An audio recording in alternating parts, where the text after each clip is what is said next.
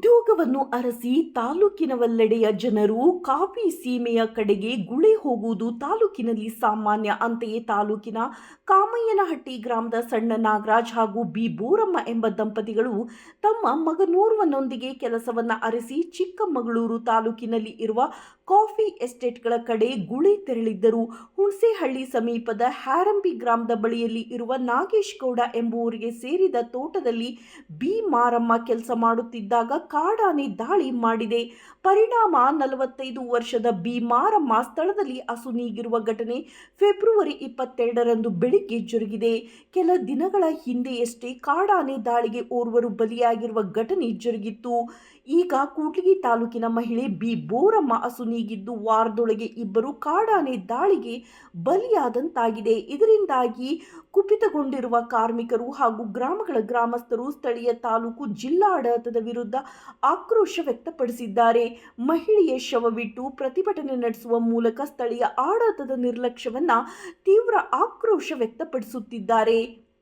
ಪುಂಡ ಕಾಡಾನೆಯನ್ನು ಸೆರೆ ಹಿಡಿಯುವಂತೆ ಆಗ್ರಹಿಸಿದ್ದಾರೆ ಮತ್ತು ಮೃತ ಮಹಿಳೆಯ ಕುಟುಂಬಕ್ಕೆ ಸೂಕ್ತ ಪರಿಹಾರಕ್ಕಾಗಿ ಒತ್ತಾಯಿಸಿದ್ದಾರೆ.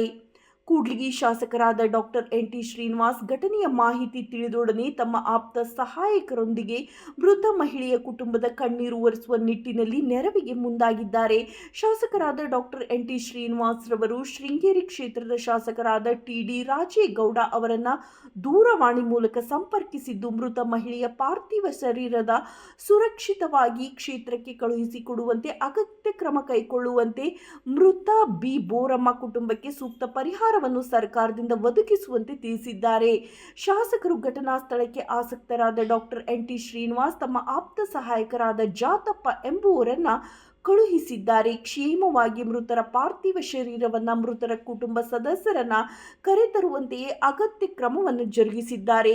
ಶಾಸಕರ ಸಹಾಯಕರಾದ ಜಾತಪ್ಪರೊಂದಿಗೆ ಮೃತ ಬೋರಮ್ಮರ ಇನ್ನೋರ್ವ ಮಗ ಘಟನಾ ಸ್ಥಳಕ್ಕೆ ತೆರಳಿದ್ದಾನೆ. ಶಾಸಕರಾದ ಡಾಕ್ಟರ್ ಎನ್.ಟಿ. ಶ್ರೀನಿವಾಸ್ ಅವರು ಆನೆ ದಾಳಿಗೆ ಒಳಗಾಗಿ ಮೃತ ಮಹಿಳೆಯ ನೊಂದ ಕುಟುಂಬಕ್ಕೆ ನೆರವು ನೀಡಿದ್ದಾರೆ. ಈ ಮೂಲಕ ಶಾಸಕರು ಮಾನವೀಯತೆ ಮೆರೆದಿದ್ದಾರೆ. ಇಷ್ಟು ಮಾತ್ರವಲ್ಲ, ಅವರು ಕ್ಷೇತ್ರದ ಜನರ ಕಣ್ಣೀರು ಒರೆಸುವಲ್ಲಿ ಹಗಲಿರುಳು ಸಿದ್ಧರಾಗಿರುತ್ತಾರೆ. ಅದಕ್ಕೆ ಕೂಡ್ಲಿಗಿ ಕ್ಷೇತ್ರದಲ್ಲಿ ಅಸಂಖ್ಯಾತ ನಿದರ್ಶನಗಳು ಸಿಗುತ್ತವೆ. ದೀನ ದಲಿತರ ಅಶಕ್ತರ ಆಶಾಕಿರಣವಾಗಿದ್ದು ಕ್ಷೇತ್ರದ ಹೃದಯ ಶ್ರೀಮಂತರಾಗಿದ್ದಾರೆ. ಘಟನೆಗೆ ಸಂಬಂಧಿಸಿದಂತೆ ಮಾಹಿತಿ ಪಡೆದ ಅರಣ್ಯ ಇಲಾಖೆ ಘಟನಾ ಸ್ಥಳಕ್ಕೆ ಆಗಮಿಸಿ ಪುಂಡಾನೆ ಸೆರೆಗೆ ಕಾರ್ಯಾಚರಣೆ ನಡೆಸಿದ್ದಾರೆ.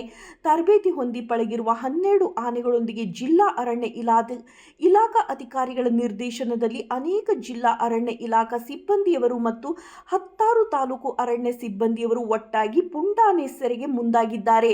ಬಿ ಬೋರಮ್ಮಳನ್ನು ಬಲಿ ಪಡೆದಿದ್ದ ಪುಂಡ ಕಾಡಾನೆಯ ಘಟನಾ ಸ್ಥಳದಿಂದ ಅನತಿ ದೂರದಲ್ಲಿ ಪತ್ತೆಯಾಗಿದ್ದು ಅರವಳಿಕೆ ತಜ್ಞರಿಂದ ಅರವಳಿಕೆ ನೀಡಿ ಹಾಗೂ ತರಬೇತಿ ಪಡೆದ ಆನೆಗಳ ಸಹಕಾರದೊಂದಿಗೆ ಪುಂಡ ಕಾಡಾನೆಯನ್ನು ಸೆರೆ ಹಿಡಿಯುವಲ್ಲಿ ಅರಣ್ಯ ಇಲಾಖೆ ಯಶಸ್ವಿಯಾಗಿದೆ. ವರದಿ ವಿಜಿ ರುಷ್ಪೇಂದ್ರ, ಕೂಡ್ಲಿಗಿ.